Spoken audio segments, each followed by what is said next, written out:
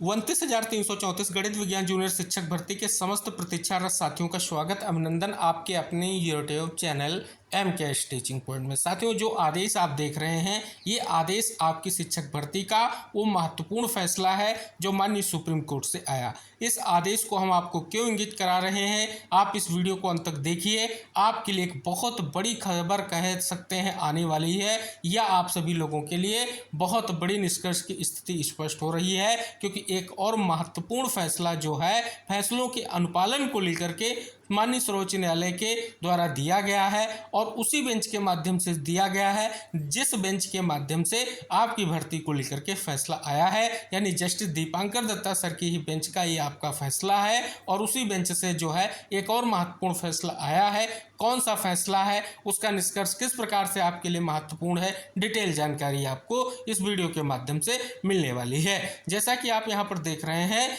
जो भर्ती प्रक्रिया आपकी 11 जुलाई 2013 को शुरू की गई है, उस पर पेज में वो सभी डिटेल निष्कर्ष दिए गए हैं, चाहे सिंगल बेंच में सुनवाई हुई हो या डबल बेंच में सुनवाई और आदेश हुआ हो, सबको डिटेल से यहाँ पर इंगित कराया गया है। अगर बात कर ली जाए, इसमें जो है केवल वही अभ्यर्थी इस योजना का लाभ पाने के हकदार होंगे जिन्होंने 31 दिसंबर 2019 से पहले किसी भी समय हस्तक्षेप, अभियोग आदि की मांग करते हुए रिट याचिका या आईए आवेदन के द्वारा न्यायालय का दरवाजा खटखटाया है।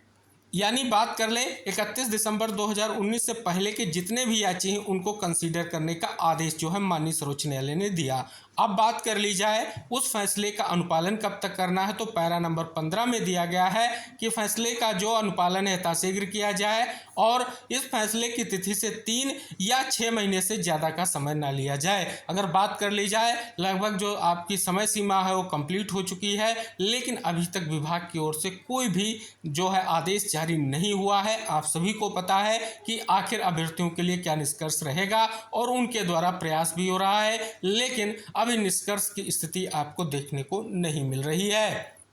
अब बात कर ली जाए, इसके अलावा एक अभी जो हाल फिलहाल में आपकी याचिका पर सुनवाई हुई है, उसका जो आदेश जारी हुआ है उसमें जो है याचिका को डिसमिस किया गया है, क्योंकि पूर्व में जो है सुप्रीम कोर्ट ने फैसला दिया है, और उसमें स्पष्ट तौर पर माननीय कोर्ट ने इंगित कराया है कि जो पहले फैसला दिया गया है उस फैसले में अभ्यर्थी भी मांग कर रहे थे कि उनको भी उस फैसले का लाभ दिया जाए, लेकिन आप सभी को पता है कि एक महत्वपूर्ण फैसला ऑलरेडी आ चुका है। अब बात कर ली जाए, क्योंकि अभी फैसले के अनुरूप कोई भी निर्णय देखने को नहीं मिल रहा है। इसी बीच साथियों, एक बहुत बड़ी खबर जो निकलकर सामने आ रही है वो आप सभी को इंगित कराना चाहेंगे।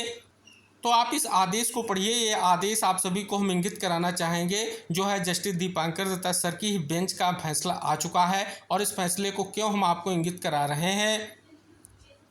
क्योंकि यहाँ पर अगर आप देख रहे हैं कि स्पष्ट तौर पर यहाँ पर इंगित कराया गया है कि संबंधित पक्षों की ओर से हमारे समक्ष उपस्थित विद्वान वरिष्ठ अधिवक्ताओं ने एक स्वर में अपनी शिकायत व्यक्त की है कि 7 मार्च 2025 के पूर्व आदेश में निहित निर्देशों का राज्यों, संघ राज्य क्षेत्रों द्वारा उल्लंघन किया गया है। इस मामले को ध्यान में रखते हुए हम 36 राज्यों व संघ शासित प्रदेशों को 7 मार्च 2025 के उक्त आदेश के पृष्ठ 10 पर उल्लिखित में से प्रत्येक से 3 सप्ताह के भीतर उनमें निहित निर्देशों के अनुपालन की दलील देते हुए अलग अलग हलफनामे दायर करने के आह्वान करते हैं। यदि कोई राज्य, संघ राज्य क्षेत्र ऐसा हलफनामा दाखिल करने में विफल रहता है तो ऐसे प्रत्येक राज्य, राज्य संघ क्षेत्र के शिक्षा विभाग के अतिरिक्त मुख्य सचिव, प्रधान सचिव, सचिव की सुनवाई की अगली तारीख अर्थात 29 अगस्त 2025 को उपस्थित रहेंगे, जब इन याचिकाओं को पुनः सूचीबद्ध किया जाएगा और बताएंगे कि न्यायालय की अवमानना के लिए कार्रवाई क्यों ना शुरू की जाए। तो यहाँ पर आप देख रहे हैं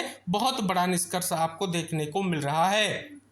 अब इसी आदेश के तहत एक खबर जो है प्रकाशित हुई है, देख सकते हैं सुप्रीम कोर्ट ने विशेष जरूरत वाले बच्चों के लिए शिक्षकों की नियुक्ति संबंधी आदेशों का पालन नहीं करने पर राज्यों के केंद्र शासित प्रदेशों को अवमानना की कार्रवाई की चेतावनी दी है। न्यायमूर्ति दीपांकर दत्ता और अगस्टन जॉर्ज मसीह की पीठ ने कहा कि राज्यों और केंद्र शासित प्रदेशों ने उनके आदेशों का पालन नहीं किया है। पीठ ने 36 राज्यों और केंद्र शासित प्रदेशों से 7 मार्च के आदेश में उल्लिखित निर्देशों के अनुपालन पर 3 सप्ताह में हलफनामे देने को कहा है। 15 जुलाई के आदेश में कहा गया है, यदि राज्य केंद्र शासित प्रदेश द्वारा ऐसा करने में विफल रहता है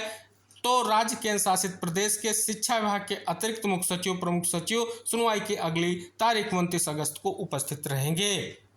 तो आई होप आपको क्लियर हुआ होगा कि आपका फैसला भी जस्टिस दीपांकर दत्ता सर की ही बेंच का है और आप देख रहे हैं उनकी बेंच के द्वारा दिए गए एक पूर्व के आदेश का अनुपालन न करने को लेकर के कितना सख्त आदेश जारी किया गया है और स्पष्ट तौर पर आपने आदेश का निष्कर्ष भी जाना है। तो ये स्पष्ट है कि आपके मामले में भी स्पष्ट तौर पर अभी भी जो फैसला था उसके अनुपालन को लेकर के कोई भी निष्कर्ष देखने को नहीं मिला है। अब स्पष्ट तौर पर आप सभी को पता है समय सीमा कोई अगर बात कर ली जाए तो कोई भी आदेश जारी नहीं किया गया है कि कब नियुक्ति प्रदान की जाएगी, कब क्या स्थिति रहेगी। तो ये निष्कर्ष इसलिए हम आपको इंगित करा रहे हैं क्योंकि आपके लिए जो फैसला आया उसी बेंच के माध्यम से ये एक सख्त आदेश देखने को मिल रहा है कि अगर उनके द्वारा दिए गए आदेश का अनुपालन नहीं किया गया है, नहीं हो रहा है, तो इस प्रकार का आदेश भी आगे स्पष्ट तौर पर देखने को आपको मिल सकता है। तो ये आप सभी लोगों के लिए वो महत्वपूर्ण निष्कर्ष है जो आप प्रतीक्षारत साथियों के लिए इंपॉर्टेंट है। उम्मीद है इस वीडियो को शेयर करेंगे। शेष अपनी भर्ती विषय से रिलेटेड महत्वपूर्ण इन्फॉर्मेशन पाने के लिए चैनल को सब्सक्राइब अवश्य कर लें, जिससे जो भी नेक्स्ट इन्फॉर्मेशन आप तक शेयर की जाए वो आसानी से पहुंच सके। तो मिलते हैं नेक्स्ट अपडेट के साथ नेक्स्ट वीडियो में, तब तक के लिए टेक केयर, बाय बाय साथियों।